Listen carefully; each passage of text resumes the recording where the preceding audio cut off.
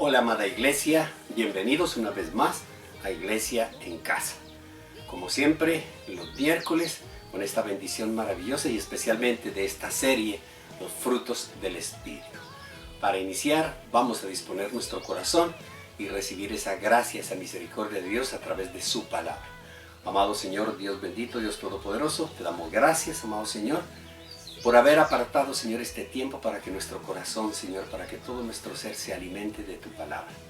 Él está dispuesto, Señor, a recibir tu mensaje, a recibir tu palabra y especialmente, como tú nos invitas, Señor, a dar ese fruto abundante. Te alabamos, Señor, te bendecimos y te glorificamos. En el nombre de Jesús. Amén y amén.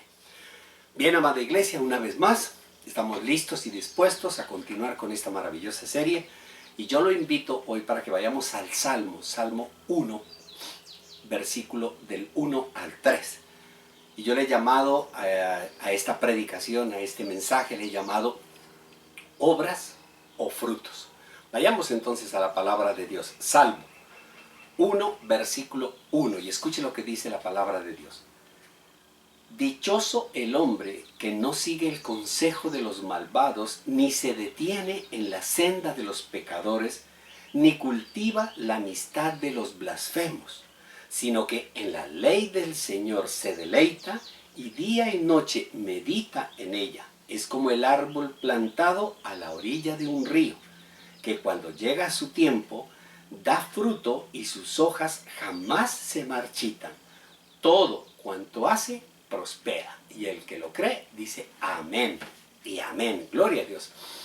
El fruto que nos invita el Señor a dar en nuestra vida, y por ello nos invita a estar cerca del agua viva que es nuestro Señor Jesucristo, pero el fruto en términos generales es el resultado de un proceso de crecimiento. Llámese un árbol, llámese una persona, llámese una familia o una empresa o cualquier estamento, el que sea, definitivamente uno dice es fructífero, está prosperando, es, digamos, el fruto es el resultado de todo un proceso de crecimiento. Ahora bien, por lo general los frutos son de diferente calidad porque no todo el mundo da los mismos frutos. Todo depende de las acciones del sembrador. Incluso en un árbol de naranja, si un sembrador lo cuida, pues dará una clase de fruto que de una mayor calidad que otro que planta un árbol de naranja, pero que no lo cuida, no le pone abono, no lo riega, no le dedica el tiempo necesario, no tiene el cuidado. Es decir, que para que crezca fuerte y produzca mucho fruto, debe estar bien sembrado, bien sembrado. Y bien sembrado significa fundamento. Nosotros escuchamos a los agricultores que lo primero, antes de hacer toda la producción agrícola y la siembra y toda la cosa, lo primero que se preocupan es por el terreno. Hay que hacerle un análisis al terreno. Si el árbol que nosotros vamos a poner, la matica que vamos a poner, la fruta, las verduras, todo lo que vamos a sembrar ahí, están en buen terreno, es decir, en buen fundamento. Espiritualmente, el fundamento es nuestra fe. Es el fundamento de nuestra fe. La estructura, la imagen, lo que nosotros le mostramos al mundo entero es importante, pero el cimiento, el fundamento es indispensable. Por eso nosotros hoy nos debemos preguntar dónde estamos sembrados, sobre qué fundamento estamos sembrados, sobre qué tipo de terreno estamos sembrados. Por eso estos versículos que acabamos de leer del Salmo 1, pues nos dirigen al único fundamento que debemos tener. Así como aquí nos están invitando a plantarnos cerca de un río, espiritualmente lo que significa, iglesia, es que debemos plantarnos en el único fundamento, el cual se encuentra detallado en Primera de Corintios capítulo 3, lo invito para que vaya allá, Primera de Corintios capítulo 3, versículo 11, y escuche lo que dice la palabra de Dios, porque nadie, absolutamente nadie, puede poner un fundamento diferente del que ya está puesto, que es Jesucristo. Ese es nuestro fundamento. El fundamento de nuestra fe está en nuestro Señor Jesucristo.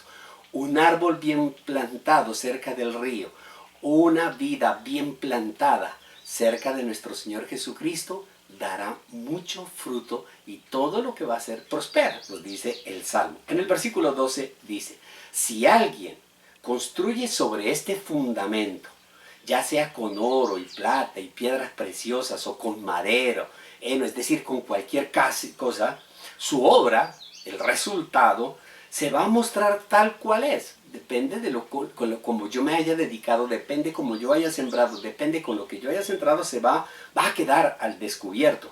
El fuego, que es la prueba, que son todas las vicisitudes que nosotros pasamos, la dará a conocer y pondrá a prueba la calidad del trabajo de cada uno.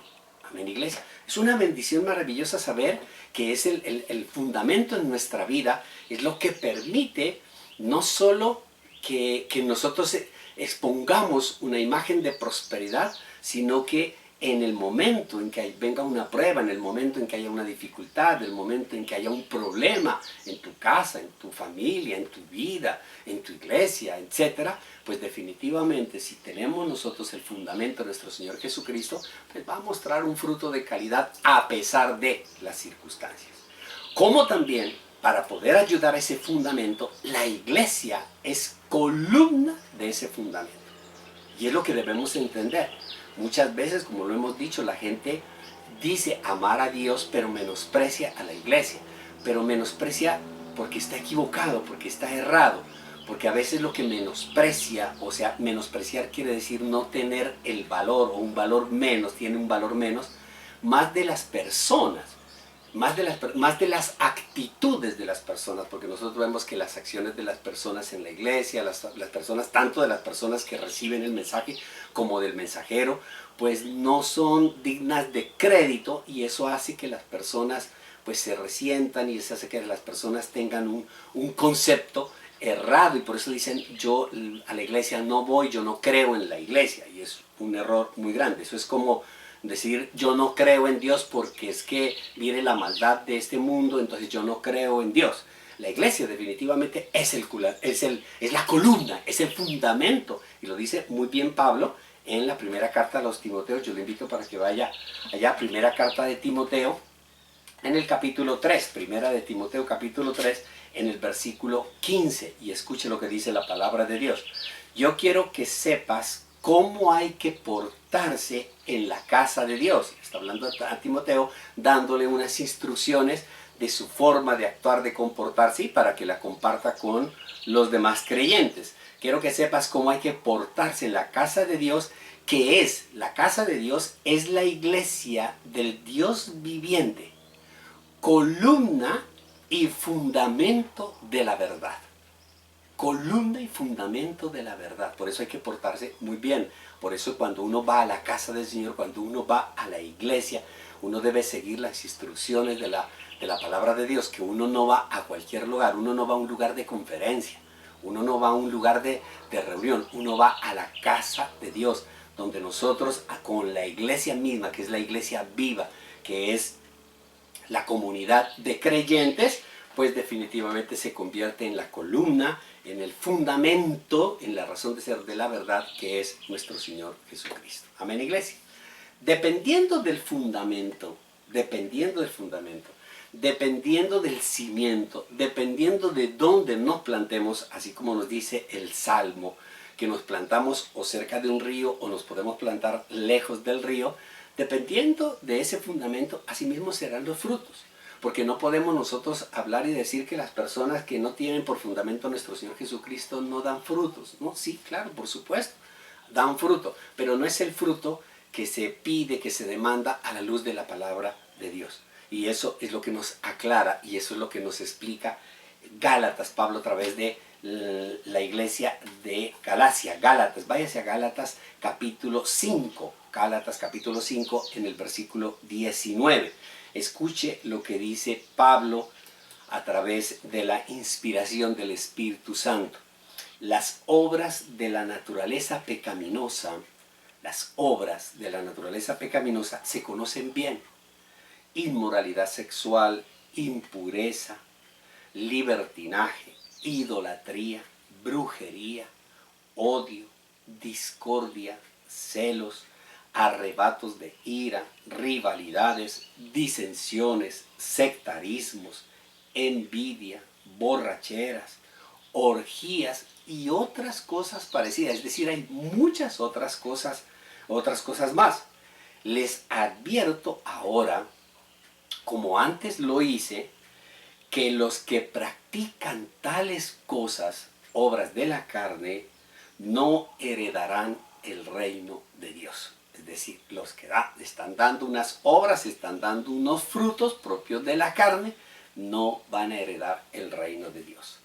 En cambio, versículo 22, el fruto del Espíritu es amor, paz, gozo, paciencia, amabilidad, bondad, fidelidad, humildad y dominio propio. Amén, iglesia. Esta enumeración que hace Pablo en la palabra de Dios nos invita a examinarnos como cuando nosotros nos vemos en un espejo. ¿Y cuál es el objeto de mirarnos en este espejo que es la palabra de Dios? Ver qué clase de frutos estamos produciendo. Mire que Pablo hace todo un listado y los enumera. En otra oportunidad podemos ver la clasificación de todas las obras de la carne, que más o menos se pueden clasificar en 4 categorías, pero eso lo veremos en otra oportunidad. Pero todo esto lo que significa es, toda esta descripción minuciosa son obras de la carne y son obras del Espíritu, son frutos del Espíritu. Y por eso Pablo nos invita a que nosotros nos examinemos y comencemos con la verdad, con ese fundamento de la verdad, a sentir en nuestro corazón arrepentimiento, dolor, confesión, si estamos produciendo obras de la carne, o debemos nosotros exaltar a Dios por ese cambio tan maravilloso que ha hecho en nosotros, que estamos dando los frutos del Espíritu. Toda persona, iglesia, que no se deje guiar por el Espíritu de Dios, toda persona que no se guíe por el Espíritu, terminará dando rienda suelta a los deseos de la carne. Y nosotros, que somos carne y espíritu, pues libramos un gran conflicto allí. Pero lo que nosotros debemos entender es que nuestro Señor Jesucristo no nos liberó del pecado, no murió en la cruz para que nosotros terminemos dando rienda suelta a la carne. Por el contrario, si ya lo hemos aceptado, nosotros no vamos a darle esa preeminencia, a sacar todas esas carnalidades, sino por el contrario, a vivir en el Espíritu. Porque así lo hicieron los Gálatas, y por eso es que Pablo le hace toda esa descripción a este pueblo, porque definitivamente están viviendo más en la carnalidad que en la espiritualidad, ya que todo pecado nos regresa a la vieja naturaleza. Todo acto pecaminoso, aun cuando hayamos aceptado a nuestro Señor Jesucristo, nos devuelve a la naturaleza y nos hace vivir una vida carnal. Una vida carnal. Para que usted me entienda, la Biblia dice que hay 3 clases de personas. Nosotros en la palabra de Dios, cuando la leemos, cuando la estudiamos, podemos identificar 3 clases de personas. La primera, el hombre natural. El hombre natural es el que no ha recibido a Cristo. El hombre natural es la persona que supuestamente crece como un árbol, ahí, en el monte, natural. Todo es natural. No, definitivamente, no ha recibido, no acepta, no cree, vive la vida. Es que yo simplemente vivo, como, me reproduzco y muero. Punto, pare de contar. Yo lo único que hago es que yo nací, yo voy a volver y me voy a convertir en tierra y etcétera, etcétera. No, aquí no va a pasar nada. Ese es el hombre natural. En Primera de Corintios, en el capítulo 2, Primera de Corintios, capítulo 2, en el versículo 14, nos describe este hombre natural. Dice, el que no tiene el Espíritu, no acepta lo que procede del Espíritu de Dios. Es decir, todo es material, natural, la naturaleza, todo es materialismo. Pues para él es locura. Todo lo demás, esta palabra es locura. Todo lo demás de la espiritualidad, de todo ese concepto espiritual, pues lo tienen en unas acciones de las personas, de los seres humanos, rayados en lo que es la locura. Nos creen locos, eso se reúnen, esos son locos, son orates. No puede entenderlo, porque para poderlo entender, para poder entender la palabra de Dios, se necesita tener discernimiento espiritual. Porque para entenderlo hay que discernirlo espiritualmente.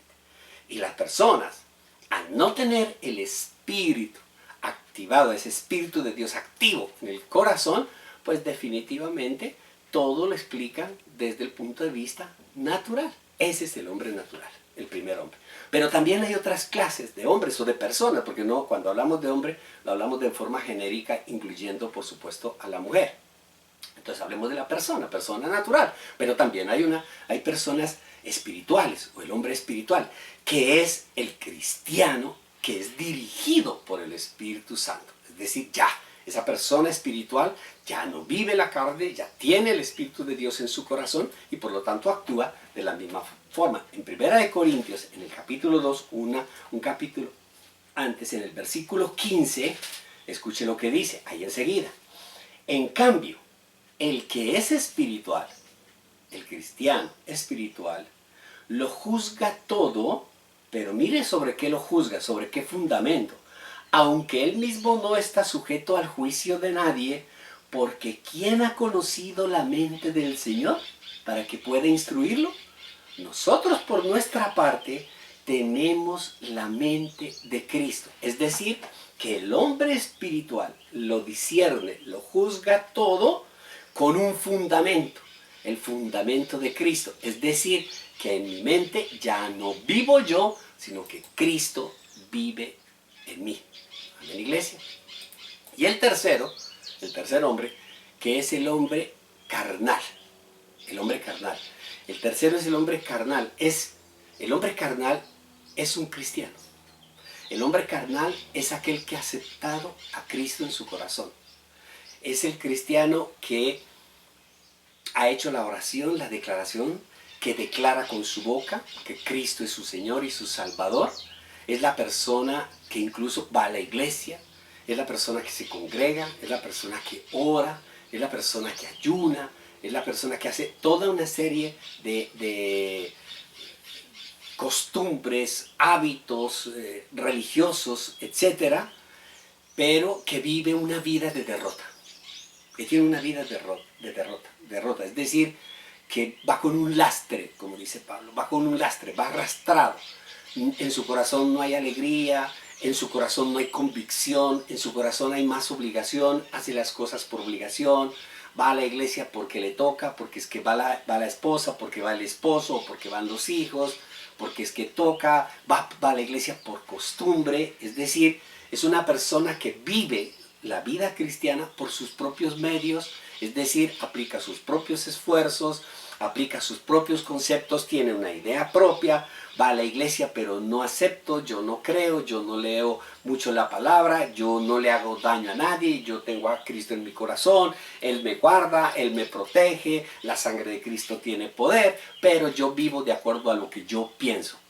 Esta persona, además de todo eso, se alimenta del mundo, es decir, ve las cosas del mundo, comparte las cosas del mundo y no valora más el alimento del mundo que el alimento que le puede ministrar la palabra de Dios, esa vid maravillosa que es nuestro Señor Jesucristo, que le quiere dar ese alimento, que le suministra ese alimento, realmente lo mantiene como que distante, aceptando más otro tipo de alimentos. En 1 Corintios, en el capítulo 3, en el versículo 1, y enseguida, lo describe. Escuche lo que dice la palabra de Dios. Yo, hermanos, no pude dirigirme a ustedes como espirituales. O sea, yo definitivamente les digo, ustedes no son espirituales, sino como hay inmaduros, carnales, viven todavía apenas niños en Cristo. Les di leche porque no podían asimilar alimento sólido. Ni pueden todavía, pues aún son inmaduros. A un bebé que está en proceso de crecimiento, le recuerdo, para dar frutos se necesita crecer. Y si un bebé no crece, pues le seguiremos dando leche durante 30, 40 años. Y por eso es que en las casas hay muchos bombriles todavía que se les sigue dando leche. Y no crecen, no hay crecimiento, no hay fruto, son inmaduros, dice la palabra de Dios. Mientras haya entre ustedes celos y contiendas, ¿no serán inmaduros? ¿Acaso no se han comportado según criterios meramente humanos, es decir, usted se comporta, dice Pablo a los corintios, ustedes se comportan única y exclusivamente como un comportamiento carnal de su carne. En conclusión, esto nos lleva a determinar que el hombre natural no es cristiano. Ya lo sabemos, el hombre natural no es cristiano. El que vive por eso no es cristiano, porque nunca ha conocido a Cristo, nunca ha aceptado a Cristo. En cambio, el hombre espiritual y el hombre carnal sí son cristianos. Sí son, porque ambos han recibido a Cristo. Pero en el hombre espiritual se manifiestan los frutos del Espíritu. Mientras que en el hombre carnal se manifiestan las obras de la carne. Y son cristianos. Y son cristianos. Y son cristianos. También nosotros podemos ver que en el hombre natural se manifiestan también las obras de la carne. Tanto los unos como los otros se reflejan, se muestran, se evidencian en las actitudes, en los valores, en el comportamiento, en las prioridades de su vida. Por eso el apóstol Pablo les dice a los Gálatas que los que practican esa carnalidad, aun cuando tengan a Cristo en su corazón, no heredarán el reino de Dios. No heredarán. Iglesia, la carne denota la naturaleza humana, la naturaleza terrenal del hombre, apartada de toda la influencia, de toda la cobertura divina. Por eso hay un principio espiritual en los frutos que nos invita a andar y a vivir controlados por el Espíritu, es decir, como una nueva criatura, una nueva vida. Así nosotros podemos entender que una nueva vida, cuando hablamos de una nueva vida, yo te invito a tener una nueva vida, una relación con Cristo. ¿Cómo comprobamos que esa nueva vida se está desarrollando en el fundamento que es nuestro Señor Jesucristo? Cuando comenzamos a andar en el Espíritu, vivimos controlados por el Espíritu y así podemos evidenciar que los frutos son en el Espíritu. Escuche lo que dice la palabra de Dios en la segunda carta a los Corintios, en segunda de Corintios, en el capítulo 5, segunda de Corintios 5, en el versículo 17. Segunda de Corintios 5, 17. Por lo tanto, si alguno está en Cristo, es una nueva creación, es una nueva criatura. Cuando nosotros aceptamos a nuestro Señor Jesús, somos una nueva criatura, la carnalidad debe morir. Nosotros no podemos ser cristianos carnales. Y definitivamente, las iglesias, las familias, los hogares, todo está llena de iglesias, de cristianos carnales. Pero eso es lo que nosotros, por eso es la invitación de la palabra de Dios, a que nos examinemos en un espejo y veamos y digamos definitivamente cuál es el fruto que yo estoy dando. Si yo estoy dando esto, yo no voy a heredar el reino de los cielos. Estoy perdiendo todo mi tiempo. Estoy borrando con el codo todo lo que yo estoy haciendo con la mano. Estoy viviendo de unas apariencias. Entonces es una bendición el poder entender los frutos del Espíritu, como los vamos a ver en las próximas emisiones, irlo describiendo, a ver si verdaderamente nosotros estamos dando esos frutos o si se nos manifiestan esas carnalidades de las cuales Pablo ya nos las describió cuando se los describía a los Gálatas. Lo viejo ha pasado, ha llegado ya lo nuevo. Amén, iglesia. Pero nosotros nos encontramos en una oposición siempre, una oposición muy grande entre la carne y el espíritu. Una oposición entre ese espíritu que está siendo santificado, porque nosotros estamos en ese proceso de santificación, y nuestra carne, que es la naturaleza caída o pecaminosa, ¿sí? No hay nada en común entre la una y la otra, salvo que ambas buscan, o ambas luchan. Es la única identidad que tiene, que las dos luchan en nuestro corazón, en nuestro interior, en nuestra mente, luchan a la vez, cohabitan en nosotros, porque por más espirituales que nosotros seamos, todavía la carne cohabita, la carne está allí y es una permanente lucha. Por eso dentro de todos y cada uno de nosotros los cristianos hay ese conflicto, y es la invitación de la palabra de Dios a que nosotros alimentemos más el espíritu, porque la carne está allí. El espíritu está listo, dispuesto ya, pero la carne es débil. Y si nosotros alimentamos la carne, pues vamos a tirar más a la carne. Si yo me voy a poner a pensar cada vez más y más en las carnalidades, en los disfrutes, en los placeres, pues eso me va a ir arrastrando cada vez más. Entonces lo que tengo que hacer es alimentarme en el Espíritu. ¿Y cómo me alimento en el Espíritu? A través de la oración, a través de la adoración, de la alabanza, a través de la palabra de Dios, a través del servicio, a través de la proclamación, como decíamos el domingo, la proclamación de la palabra de Dios, del Evangelio, de poder compartir con otras personas mi testimonio. ¿Para qué? Para que ese testimonio hay que cuidarlo, así como cuidamos el carro, cuando lo limpiamos, cuando lo lavamos, cuando vemos que se nos ensucia, lo limpiamos, lo lavamos. Así mismo nuestra vida, tenemos que lavarla, tenemos que limpiarla, tenemos que hacer que nuestra vida sea agradable para que todos los demás puedan regocijarse en nuestra presencia, regocijarse en nuestro comportamiento, regocijarse en nuestra conducta, para que los demás tengan en nosotros credibilidad, que nos crean, que nosotros tengamos despertemos en el corazón de los demás la admiración por lo que hacemos, para que todo eso que nosotros tenemos y que causamos un gran impacto en las demás personas, los lleven a Cristo Jesús. ¿Por qué? Porque estamos dando frutos del Espíritu. Frutos del Espíritu, no son frutos nuestros, no son frutos de nuestra carne. Ya vemos nosotros cuáles son las obras de la carne, son frutos del Espíritu, y que eso es lo que hace impactar en las personas hacia los demás. Iglesia, sabemos nosotros que hay un conflicto muy grande en el corazón y en la mente de las personas. Incluso el mismo Pablo lo padeció, y el mismo Pablo sufrió, y el mismo Pablo luchó ese conflicto entre la carne y el Espíritu. Iglesia, lo manifiesta muy claramente en la carta a los Romanos. Váyase a Romanos, después de Hechos está Romanos en el capítulo 7, Romanos capítulo 7, en el versículo 14, Romanos 7, versículo 14, nosotros vemos definitivamente toda esa descripción que nos hace Pablo de lo que a él le ocurre. Romanos 7, 14, escuche. Sabemos en efecto que la ley es espiritual, pero yo soy meramente humano y estoy vendido como esclavo al pecado. Estoy vendido. La naturaleza pecaminosa, la naturaleza carnal está allí inmersa y punto, y pare de contar. No entiendo, dice Pablo, lo que me pasa, pues no hago lo que quiero, sino lo que aborrezco. ¿Cuántas veces nosotros sentimos en el corazón que anhelamos hacer el bien, pero terminamos haciendo el mal? Ahora bien, si hago lo que no quiero, estoy de acuerdo en que la ley es buena, pero en este caso ya no soy yo quien lo lleva a cabo, sino el pecado que habita en mí. El pecado habita en nosotros.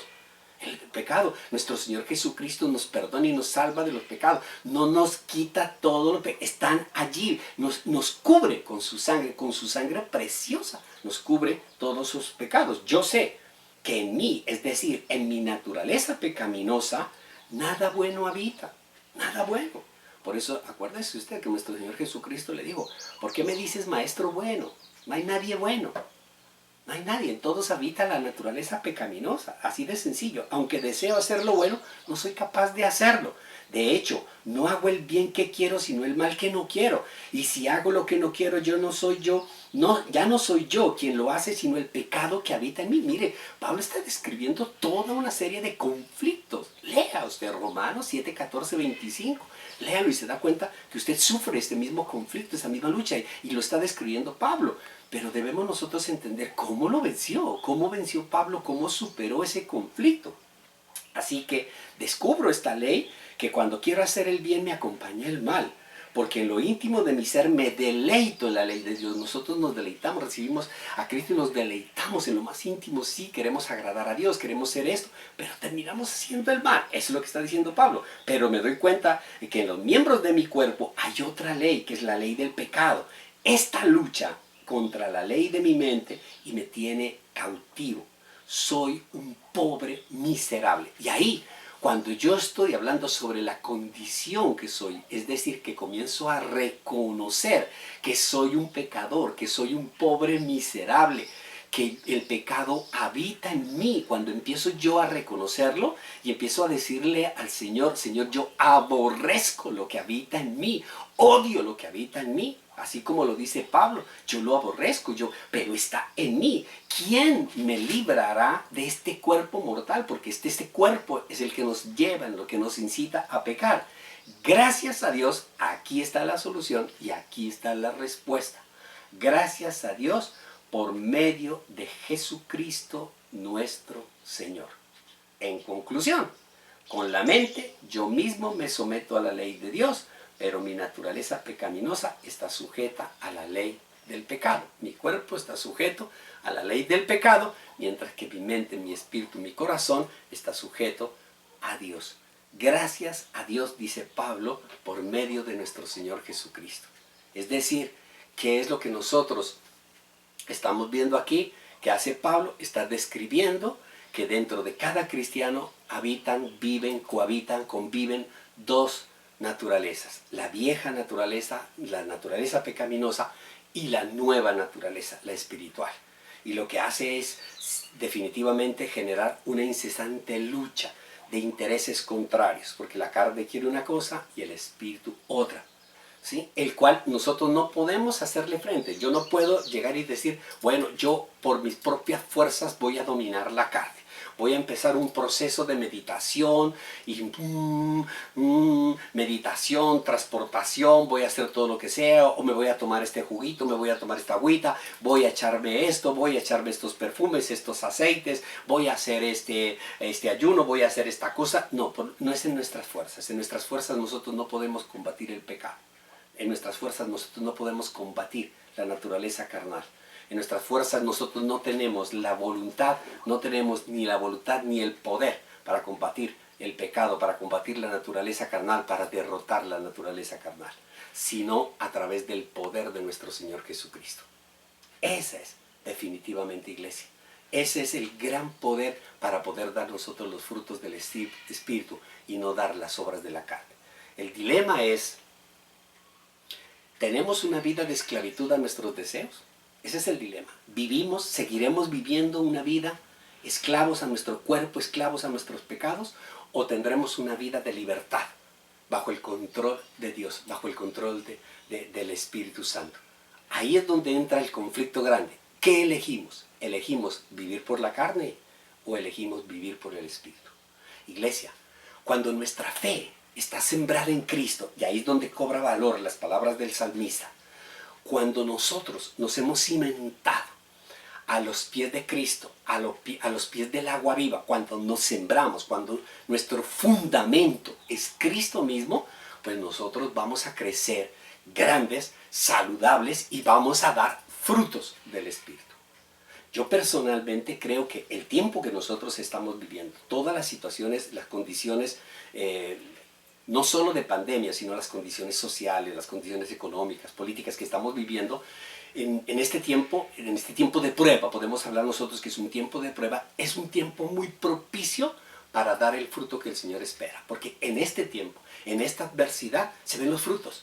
Se ven los frutos. En las dificultades es que se abre el corazón y saca. La misma palabra de Dios lo dice. De la abundancia del corazón habla la boca. Y las expresiones, las manifestaciones, todo lo que se expresa, todo lo que se exterioriza. El fruto se exterioriza. Cuando usted ve el fruto, es que uno dice, ese árbol está muy bien plantado. Ese árbol tiene muy buen fundamento. Ese árbol tiene muy buena raíz. Ese árbol tiene muy buen cuidado. Por eso da buen fruto, se evidencia el fruto. Y cuando nosotros explotamos con ese fruto, nos damos cuenta si son frutos del Espíritu o son obras de la carne.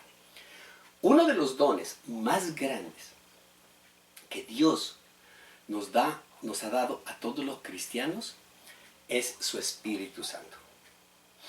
Y digo a todos los cristianos, aun cuando el Espíritu de Dios ha sido derramado sobre toda la carne, sobre todo ser viviente, el Espíritu de Dios no está activo, en los cristianos se activa.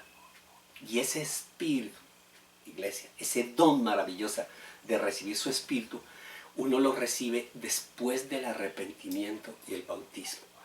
Cuando yo me sumerjo en las aguas vivas de nuestro Señor Jesucristo, cuando yo me arrepiento de todos mis pecados, cuando yo acepto a Cristo, cuando yo acepto tener una nueva vida, entonces yo recibo ese fuego, ese bautismo del Espíritu. Sin el Espíritu Santo en nuestro corazón, en nuestra vida vamos a seguir manifestando las obras de la carne. Pero cuando tenemos al Espíritu de Dios, con el Espíritu de Dios morimos a la carne. Ya no vivo yo, dice Pablo, Cristo vive en mí. Escuchen lo que dice la palabra de Dios en Gálatas capítulo 6, versículo 8. El que siembra para agradar su naturaleza pecaminosa, de esa misma naturaleza cosechará destrucción. El que actúa con la naturaleza carnal, pues tarde o temprano va a cosechar el fruto de sus obras de destrucción. Mientras que el que siembra para agradar al Espíritu, es decir, el que actúa por el Espíritu, cosechará vida eterna. Es decir, que además de dar frutos, los frutos del Espíritu, va a cosechar el más grande de los frutos inmersos dentro de la salvación, que es la vida eterna. Amén, iglesia. El próximo miércoles comenzaremos a sembrar cada uno de estos frutos, a ver y a reconocer los frutos del Espíritu, a reconocerlos en toda su dimensionalidad. ¿Cuáles son esos frutos? Y esos frutos, porque el fruto es una semilla, al mismo tiempo que es el resultado, también es el comienzo. Así como nosotros sembramos nuestra vida en Cristo Jesús y nos da unos frutos, hace que nuestra vida dé unos frutos, y esos frutos que nosotros comenzamos a dar, los sembramos en los demás y empezamos a ver también una gran prosperidad, un gran crecimiento, una gran abundancia. Para que nuestra cosecha sea abundante, para que nuestra cosecha sea buena, para que nuestra cosecha sea agradable, siempre debemos estar cimentados en nuestro Señor Jesucristo, el fundamento que es nuestro Señor Jesucristo, porque esa es la voluntad de Dios. Y el que lo cree, dice amén y amén. Vamos a orar. Gracias, amado Señor, Dios bendito, Dios todopoderoso, por tu palabra, la cual la bendecimos en el nombre de Jesús. Gracias, Señor, porque a través de esta serie de los frutos, Señor, tú nos has enseñado, Señor, que definitivamente estamos en esta tierra para crecer y dar frutos. Por eso hoy, Señor, hemos reconocemos y aceptamos que el único fundamento que hace que nuestra vida crezca abundantemente es nuestro Señor Jesucristo. Amado Señor, te pedimos que a través de tu Santo Espíritu que habita en nosotros, nos hagas siempre mantenernos llenos, Señor, de ti, de tu bondad, de tu misericordia, de tu gracia, inmersos en tu palabra, para hacer, Señor, el cumplimiento de tu santa, buena, perfecta y agradable voluntad. Gracias, Señor, porque sembramos en Cristo, nos sembramos en Cristo, y nuestra cosecha será abundante en Cristo. A ti sea todo honor, toda honra y toda gloria. En el nombre de Jesús. Amén y amén. Amada iglesia, con el poder de Dios nos vemos el domingo. Chao. Bendiciones.